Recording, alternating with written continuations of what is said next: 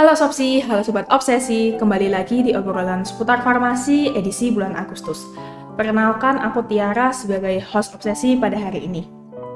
Akhir-akhir ini kalian pasti sering dengar kan tentang influencer seperti konten kreator, selebgram, ataupun youtuber. Kalau kalian download aplikasi TikTok, pasti udah nggak asing dengan istilah konten kreator. Konten kreator itu apa sih? Kerjanya ngapain aja? Apakah hanya membuat konten atau ada hal yang lainnya?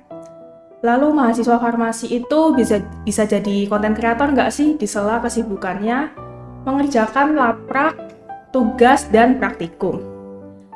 Nah, kali ini Obsesi akan menggali lebih dalam tentang konten kreator bertajuk Mahasiswa Farmasi Bisa Jadi Influencer. Hari ini aku ditemani oleh Kak Alicia sebagai narasumber yang akan membagi pengalamannya menjadi konten kreator di sela kesibukannya menjadi mahasiswa farmasi Universitas Airlangga. Nah, for your information aja nih teman-teman, Kak Alicia ini adalah seorang konten kreator di TikTok dengan followers kurang lebih 101,6 ribu. Banyak banget ya. Berikut aku bacakan CV-nya Kak Alicia terlebih dahulu. Kak Alicia ini pernah menjadi konten kreator intern di Narasi, dan bertanggung jawab terhadap beberapa konten rutin di TikTok Narasi. Selain itu, Kak Alicia juga pernah menjadi konten kreator intern di Magang Update dan bertanggung jawab terhadap beberapa konten di TikTok, YouTube, dan Twitter Magang Update.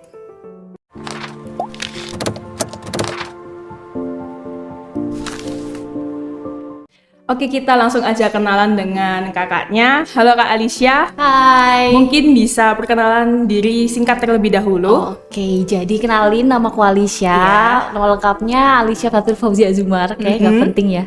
Terus aku sekarang mahasiswa semester 8 di Fakultas Farmasi UNER. Iya. Kesibukannya sekarang aku lagi nyiapin buat yudisium ya. Kemarin udah selesai sidang. Terus habis itu lagi nyiapin buat profesi juga, sekaligus sambil ngonten-ngonten di TikTok gitu. Iya, gimana nih Kak kabarnya hari ini? Alhamdulillah seneng banget ya karena aku bisa datang nih di Obsesi. Jadi salah satu impian aku juga bisa datang di Obsesi jadi narsum. Dan alhamdulillahnya teman-teman ngajakin aku kemarin, jadi aku sangat excited hari ini. Oke, langsung aja kita ngobrol aja ya Kak. Boleh. Kak Alicia ini kan termasuk influencer TikTok atau kita sebutnya itu konten kreator ya. Iya. Menurut kakak sendiri konten kreator itu seperti apa sih Kak? Dan gimana sih rasanya jadi konten kreator di usia muda?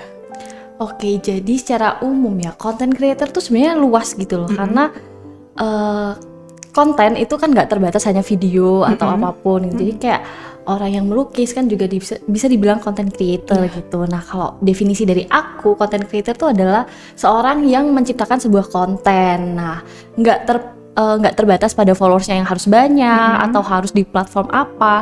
Sesimpel orang tersebut bikin konten dan diupload di sosial media itu udah bisa disebut sebagai content creator sebenarnya. Oke. Gitu.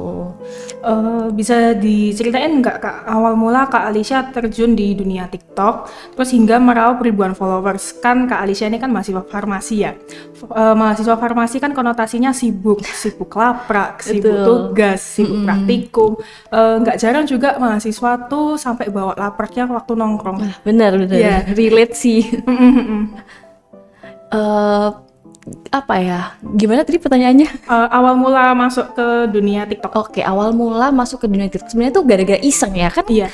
Kita tahu kan dulu tuh pandemi gitu, terus kita tuh bingung mau Di ngapain. rumah aja nggak apa-apa. Terus habis itu praktikum juga jadinya online dan super boring kan, Iya. pasti. Terus habis itu laprak-laplak semuanya ditulis. Nah itu tuh waktu itu juga kepanitiaan dan organisasi BEM itu lagi online kan. Jadi Semuanya itu online? iya semuanya online. Jadi semuanya tuh dipindah ke webinar lah. Pokoknya acaranya serba online gitu. iya, Jadi aku full di rumah. Terus aku bingung mau ngapain gitu kan. Dan aku iseng lah waktu itu tuh emang aku lagi sebenarnya tuh ada 2 konten pertama aku yang tiba-tiba bikin aku jadi content creator sekarang. Nah, FYP gitu. ya betul, Oh, FYP FYP, gitu. iya. Jadi kayak awalnya tuh waktu itu aku lagi cari lowongan magang, terus ada magang di Narasi. Terus aku bikin lah konten. Nah, pas aku bikin konten itu, konten buat apply di Narasi, nah itu ternyata lumayan banyak tuh Rame. yang nonton. Iya, Meskipun waktu itu belum ada kayak 100.000 atau 1 M, tapi kayak sekitar 50 ribuan views gitu banyak kan. banget ya. Nah, itu konten pertama aku yang FYP. Jadi aku kayak seneng banget gitu kan. Terus akhirnya udah tuh, terus besoknya lagi aku cobalah bikin konten lagi. Nah, waktu itu tuh aku bikin konten tentang Google Calendar aku yang penuh gara-gara rapat organisasi dan kepanitiaan gitu kan. Ternyata banyak juga respon positif dari teman-teman. Nah, akhirnya baiknya nanyain juga tuh. Terus akhirnya baru deh aku jawab-jawabin komen sampai sekarang gitu. Dan sebenarnya awal mulanya tuh gara-gara nggak sengaja, dan akhirnya kenapa aku jadi bikin konten education tuh juga coba-coba gitu. Jadi sebelumnya aku bikin konten juga tuh sebelum ini. Jadi aku bikin kontennya tuh kayak random vlog praktikum, kemudian konten nyanyi gitu. Tapi yang yang diterima itu adalah konten-konten tentang edukasi. Makanya sekarang aku lebih banyak bahas ke situ. Berarti konten yang sering dibahas tentang edukasi, apakah hanya tentang farmasi aja atau ada edukasi yang lain-lain gitu, Kak? Oh ya, sebenarnya konten aku tentang farmasi itu malah justru dikit ya gitu. Oh gitu. Iya, jadi konten aku lebih banyak tentang edukasi secara umum gitu. Jadi kayak gimana sih caranya mahasiswa tuh bisa aktif, gimana sih caranya mahasiswa tuh bisa dapat duit, gimana caranya mahasiswa bisa dapat nilai yang bagus gitu. Jadi secara general, dan ada beberapa konten-konten farmasi. Dan kenapa aku jarang bikin konten farmasi tuh karena aku lihat audiens aku tuh dikit yang anak farmasinya, nggak seberapa banyak gitu. Jadi aku lebih menargetkan konten-konten edukasi secara general dan juga sesuai sama timelinenya. Misal sekarang kan lagi ospek ya. Nah, ospek. Gitu. Berarti waktunya aku membuat konten-konten ospek. Nah, gitu. Nanti kalau misal mau ujian, nah gimana aku bikin konten tips belajar gitu-gitu sih. Oke. Gimana cara mengemas konten yang menarik ala Kak Alicia? Oke, mengemas konten yang menarik ya sebenarnya. Pertama tuh ya tadi sih sesuaikan sama timingnya ya. Kalau misal sekarang lagi musim-musim ospek ya kita bikinlah konten-konten yang relate sama teman-teman maba, karena pasti trafficnya lagi tinggi, teman-teman lagi banyak yang cari gitu. Nah, itu disesuaikan. Nanti kalau mau ujian kayak akhir Desember gitu-gitu kan lagi mau ujian tuh. Nah, itu nanti kita bikin konten-konten yang tentang ujian-ujian gitu, misal kayak belajar atau gimana cara menghafal yang cepat gitu-gitu. Dan gimana caranya mengemas konten yang menarik tuh sebenarnya bikin konten tuh nggak harus yang editingnya bagus atau banyak animasinya gitu. Bahkan justru kalau dilihat ya di TikTok aku tuh nggak ada editing yang serius banget gitu, kayak cuma di cut doang gitu. Tapi gimana ya, cara penyampaiannya aja sih yang lebih bisa kayak kita ngomong sama temen gitu loh, kayak aku ngasih tahu temen aku gitu. Jadi ya kayak bahasa sehari-hari dan dikemas secara lebih simpel dan singkat gitu aja sih. Biar infonya mudah diterima sama audiensnya ya. Betul. Kalau terlalu panjang kan nanti bosen ya nontonnya kalau terlalu panjang. Terus apa aja sih yang dilakukan konten kreator? Apakah hanya bikin konten atau ada hal yang lain harus dilakukan? Oke, nah ini sebenarnya pertanyaan yang banyak banget ditanyain ya gitu. Sebenarnya video 1 menit yang ada di TikTok aku atau di Instagram aku itu bikinnya nggak 1 menit gitu, jadi banyak banget prosesnya. Pertama tuh kita pasti mikir idenya mau bikin konten apa sih, dan ini adalah tahap yang paling susah karena kadang orang bingung mau bikin konten apa karena bingung nyari idenya di mana gitu. Nah, jadi aku biasanya cari-cari ide tuh ya dari, kalau nggak komen-komenan, atau dari kegiatan aku di kuliah. Misal kuliah aku sekarang lagi banyak laprak gitu ya. Nah, itu aku bikinlah konten tentang laprak apa ya kira-kira gitu. Terus habis itu udah nemu nih idenya apa, baru ke tahap selanjutnya itu bikin skrip. Oh, kira-kira aku mau nulis apa sih, mau ngomong apa sih gitu. Kira-kira nanti scene videonya itu bakal kayak gini gitu. Nah, itu baru nanti aku bikin storyline-nya atau skripnya. Kalau udah, nah baru ini produksinya, kayak yang bikin di depan kamera gitu. Dan itu sebenarnya tahap yang paling singkat ya menurut aku. Setelah itu baru nanti lanjut di editing.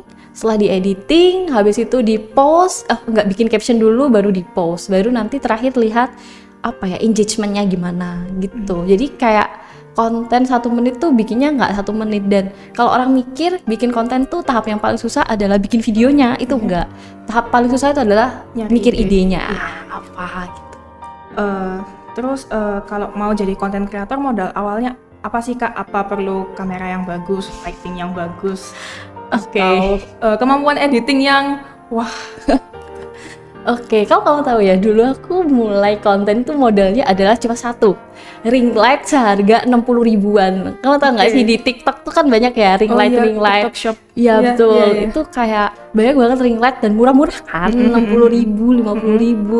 Waktu itu emang aku lagi butuh buat kuliah online. Nah Oh waktu iya, itu kan iya, lagi iya. kuliah online tuh kayak Zoom kan, jadi kita kayak pingin cahayanya bagus tuh. Iya, iya. Ya udahlah aku beli modal itu, udah aku bikin Di iya bikin di HP gitu. Dan waktu itu karena memori aku penuh, jadi aku rekamnya langsung dari TikTok, dari kamera TikTok. Oh gitu. Dan langsung di post, jadi kan nggak menuhin memori Iya, kan. iya, iya. Nah itu jadi sebenarnya kalau mau jadi content creator itu modalnya nggak besar. Yang besar itu adalah ide dan kreativitasnya gitu. Jadi sesimpel cuma duit 60 ribu doang ya sekarang aku. Itu aku cuma beli ring light, terus aku mulai tuh konten di kamar aku tanpa background apapun, backgroundnya iya. tembok gitu-gitu. Yaudah mulai dan ya bisa gitu, tapi nanti nambah apa namanya semakin meningkat gitu, nanti kita baru mulai pikirin, oh aku pengen beli ini deh, pengen upgrade ini, pengen upgrade ini. Jadi nggak harus kok kayak beli kamera yang mahal Iya, iya. atau skill editing yang jago, nggak banget. Aku aja mulainya dari kamera TikTok langsung tuh. Oke, benefit apa aja sih yang Kak Alicia dapat ketika menjadi seorang content creator?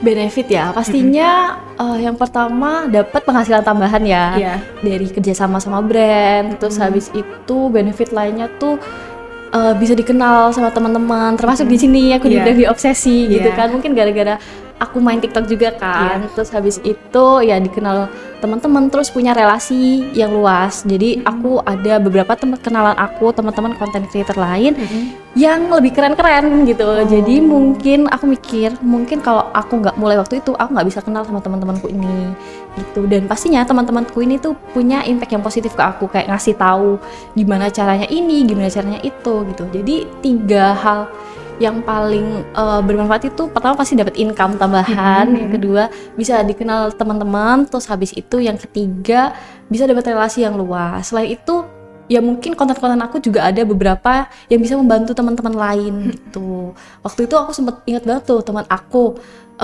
ketemu aku kan, terus habis itu kayak bilang gini, thank you ya gitu, aku kemarin ngerjain skripsi lihat TikTok kamu. Terus kayak lihat TikTok aku. Ternyata waktu itu tuh di situ ada tips buat ngerjain skripsi di TikTok aku. Terus aku kayak seneng banget kan. Jadi kayak ternyata TikTok aku tuh bermanfaat loh gitu. Bisa bantu orang lain, bisa bantu teman-teman gitu ya. Betul banget. Oke. Selama menjadi content creator, pernah merasa kesulitan nggak sih Kak? Oke, pasti ya menurut Iya, aku. Kayak kita menjadi mahasiswa farmasi dengan baik dan benar, itu udah susah kan? Iya, iya. Udah banyak laprak, udah banyak praktikum, dan menjadi mahasiswa yang baik dan benar tuh udah udah lebih dari cukup gitu. Nah, untuk melaksanakan kewajiban, aku tahu di kuliah farmasi tuh berat banget, terus habis itu kita pasti sering stres, capek gitu. Nah, tapi balik lagi karena itu dulu kemauan aku aku buat memulai ini semua. Terus juga basicnya sebenarnya tuh aku orangnya lebih ekstrovert dan lebih suka buat ngobrol sama orang gitu. Jadi kayak acara di sini atau aku ngobrol di kamera itu aku lebih ngerasa enjoy. Nah, jadi sebenarnya ngerjain video TikTok tuh sebagai pelarian aku dari farmasi gitu. Kalau aku lagi jenuh, ya aku larilah ke TikTok, lihat-lihat TikTok, bikin konten apa ya hari ini gitu. Terus kalau ngerasain susah pasti pernah ya. Iya. Apalagi kerja sambil kuliah kayak gitu tuh agak lumayan susah gitu. Waktu itu pernah banget aku lagi ada sedikit problem di kuliah aku. Terus habis itu ada problem juga tuh di kerjaan. Nah, bingung gitu kan, stres banget. Tapi ya mau nggak mau harus profesional. Karena ya kembali lagi ini pilihan aku. Jadi kayak aku harus tanggung jawab sama apa yang aku pilih gitu sih. Oke. Selain jadi content creator, kesibukan Kakak saat ini cuma nyiapin yudisium sama wisuda itu aja? Iya, mungkin ya sekarang lagi sibuk ngurusin surat-surat buat yudisium ya, agak banyak nih agaknya. Terus habis itu nyiapin buat wisuda sama profesi, karena bentar lagi ya aku mau profesi gitu.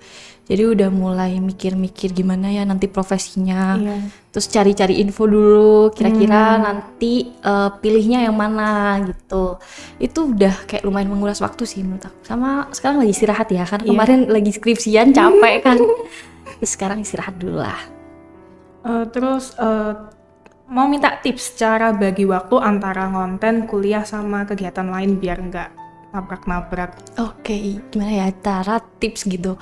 Sebenarnya tuh kita mau pakai metode time management apapun, sebagaimanapun kalau nggak ada niat itu pasti tetap berantakan gitu. Mau pakai teknik apalah, Pomodoro, Feynman teknik, tapi kalau dari diri kita aja udah males, tetap pasti nggak disiplin gitu sama rules-nya gitu. Jadi kalau aku ya, gimana cara aku bagi waktu tuh, pertama mungkin ini nggak selalu kayak gini, tapi ini beberapa tips yang aku pakai tuh. Pertama, ketika kuliah, aku maksimalin waktu kuliah. Karena aku tahu aku nggak punya waktu banyak dan aku nggak bakal bisa review materi ini lagi kecuali nanti mau ujian gitu. Jadi ketika kuliah, aku bener-bener perhatiin tuh dosennya mau ngomong apa, terus apa aja yang disampaikan, terus catet, terus kira-kira nanti yang keluar tuh soalnya kayak gimana gitu. Nah itu benar-benar aku perhatiin biar nanti ketika ujian aku tinggal reviewnya nggak terlalu banyak gitu. Setelah itu aku yang pertama itu kan tadi, terus yang kedua aku curi-curi waktu biasanya. Nah bikin konten kan agaknya panjang ya stepnya gitu. Jadi ada satu hari atau ya ada satu hari tuh aku full bikin video, misal kayak nggak Sabtu atau Minggu itu aku langsung drafting banyak video, misal 7 atau 6 ya itu include sama kerja, misal dari konten aku yang edukasi 4 terus 3-nya nanti konten-konten endorse gitu. Gitu. Dan tapi sebelum, biasanya kan kalau kuliah kan kita ada jeda kan, ada jeda. Nah itu kadang aku suka mikir bikin skripnya gitu, jadi kayak brainstorming, mikir mau bikin apa, terus lihat-lihat di TikTok, terus habis itu aku bikin skrip. Jadi kayak ada satu hari aku bikin skrip langsung banyak, langsung bikin skrip banyak, terus nanti langsung dieksekusi gitu. Nah editnya kapan? Editnya tuh ciri-ciri waktu, kalau lagi break kuliah, kalau nggak gitu pagi gitu. Terus habis itu udah sih itu aja. Terus nanti kalau mau ujian, karena aku maksudnya nggak ada tim ya, aku belum ada tim jadi sendiri. Jadi kalau mau ujian biasanya aku off dulu off dulu kerjasama sama brand-brand. Tapi aku tetap konten yang edukasi biasa gitu. Dan itu aku lebih fokusin ke ujian aku, karena ya susah ya ujian kita gitu. Jadi kayak aku lihat timingnya sih. Kalau lagi minggu-minggu awal kayak gini, biasanya aku nerima banyak job, terus kayak ambil bikin konten yang banyak. Tapi nanti di akhir ketika aku mau ujian, itu aku mulai stop dulu, terus fokus sama ujian aku dan belajar dan review materi yang kemarin udah disampaikan dosen gitu deh. Pertanyaan tambahan, boleh. Ada nggak komen yang kakak inget, komen followersnya kakak yang sangat diinget gitu? Sangat diinget tuh bisa jadi dua ya. Ada yang positif, sangat positif, ada yang sangat negatif gitu. Sebenarnya kalau inget banget sih, maksudnya kayak yang hate comment banget itu nggak ada ya, karena kalau aku lihat sejauh ini konten aku juga ya lurus-lurus aja gitu loh, nggak ada yang kontroversial yang melawan norma gitu.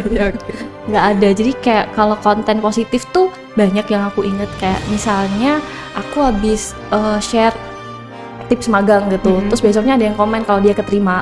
Kayak gitu kan aku seneng banget ya. Kalau nggak gitu, ada aku share kayak tips-tips buat masuk kuliah. Nah habis itu ada yang DM aku, ternyata dia masuk kuliah dan gitu. Aku seneng banget sih kalau kayak gitu, kayak ngerasa ternyata aku bermanfaat ya gitu. Tapi komen-komen yang agak-agak nyentil gitu juga ada sih, kayak misal waktu itu aku share kayak apa sih amalan-amalan yang aku lakukan waktu mau tes SBMPTN waktu itu kan. Terus ada tuh yang komen kayak gini, kayak doa aja sekarang dikontenin gitu, kayak padahal kan tujuannya nggak ke situ kan, cuma ya mungkin pendapat orang beda-beda gitu. Terus ada lagi beberapa komen-komen, misal aku share gimana caranya dapat nilai yang bagus gitu, ada yang bilang kalau di teknik mah mending yang penting nggak ngulang gitu. Kayak agak sensi tapi nggak hate comment itu. Ya sebatas kayak gitu doang sih sebenarnya.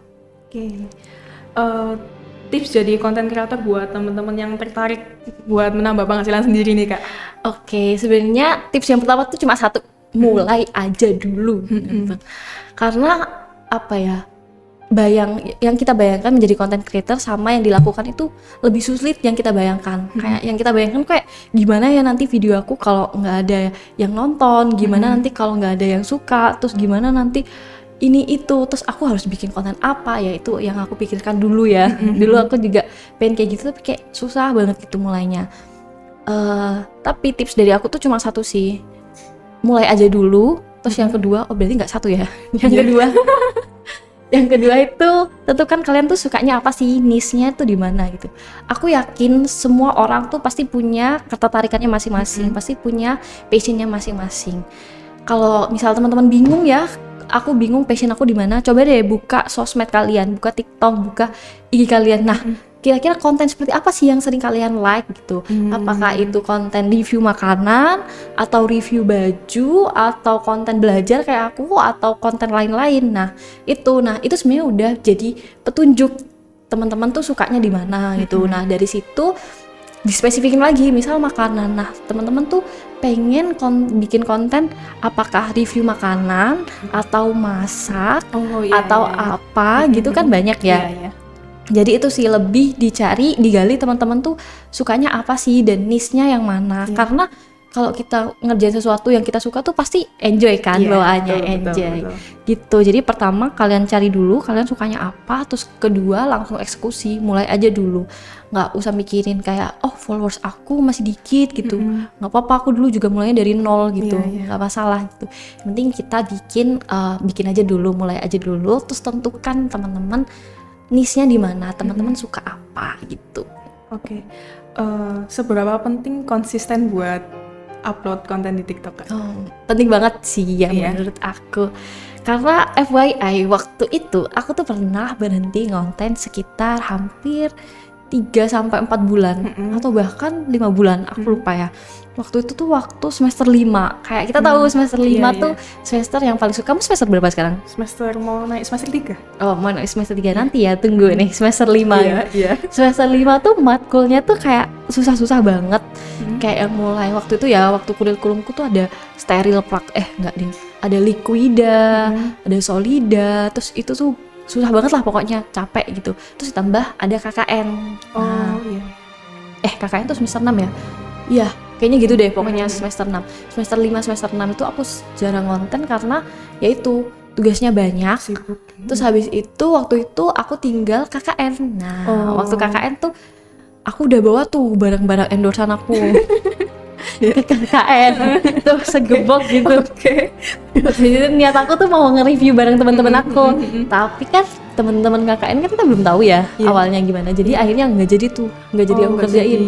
Jadi aku bener-bener berhenti gitu. Jadi waktu itu adalah waktu titik jenuh aku bikin konten. Jadi aku udah nggak konten lagi, terus bener-bener nggak ngambil endorsean apapun. Dan impactnya adalah followers aku kayak turun gitu. Terus habis itu ya engagementnya turun. Terus kalau dari situ mau mulai bikin video lagi itu susah. Susahnya? Karena nanti viewsnya itu dikit lagi. Gitu. Jadi harus mau mulai lagi. Mulai dari awal lagi gitu. Jadi kalau nggak konsisten ya, itu pasti followersnya turun dan engagementnya turun.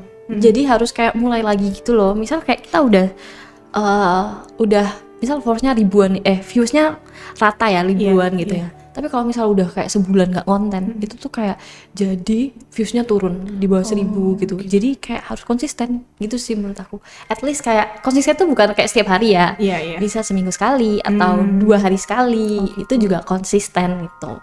Kak Alicia sendiri uploadnya gimana konsistennya? Kalau aku sekarang sehari sekali ya. Sehari sekali itu pasti ada. Tapi kadang kalau lagi sibuk banget 2 hari sekali gitu. Sekarang karena lagi agak free ya ini aku. Tapi kemarin tuh ya mungkin kalau yang paling jarang tuh seminggu 3 kali lah pasti ada video gitu. Oke. Jadi buat teman-teman yang tertarik buat jadi konten kreator bisa mulai upload kontennya di TikTok dan harus konsisten karena bener banget nih kata Kak Alicia. Kalau misalkan kita nggak konsisten buat upload videonya, followers dan viewersnya itu bisa turun. Jadi harus mulai dari awal gitu ya Kak ya. Benar. Terus habis itu mahasiswa farmasi itu bisa loh jadi konten kreator asal kita ada kemauan dan usaha. Mahasiswa farmasi itu nggak melulu tentang sibuk laprak, sibuk nugas, sibuk praktikum. Kita juga bisa menyalurkan ketertarikan kita, misal bikin konten, ikut lomba, ikut beasiswa, dan sebagainya. Buat teman-teman yang kepo nih tentang Kak Alicia, bisa cari di mana nih Kak? Boleh banget buat cek TikTok aku, namanya @AliciaAFFA, atau di IG aku Ya. @AALLISYA_. Nggak usah di follow, nggak apa-apa kalau minat. Kalau minat boleh. Oke, terima kasih kepada Kak Alicia yang telah menyempatkan diri untuk datang ke podcast hari ini. Semoga podcast hari ini bermanfaat, menambah wawasan, dan bisa menjadi inspirasi buat teman-teman yang tertarik buat jadi konten kreator. Saya Tiara, selaku host Obsesi, pamit undur diri. Terima kasih. Nantikan Obsesi di edisi selanjutnya. Dadah. Bye. Nah, mahasiswa itu Nggak melulu konten creator tuh harus followersnya banyak. Oh gini ya? Ada gini. Bisa di anak kominfo suruhkan.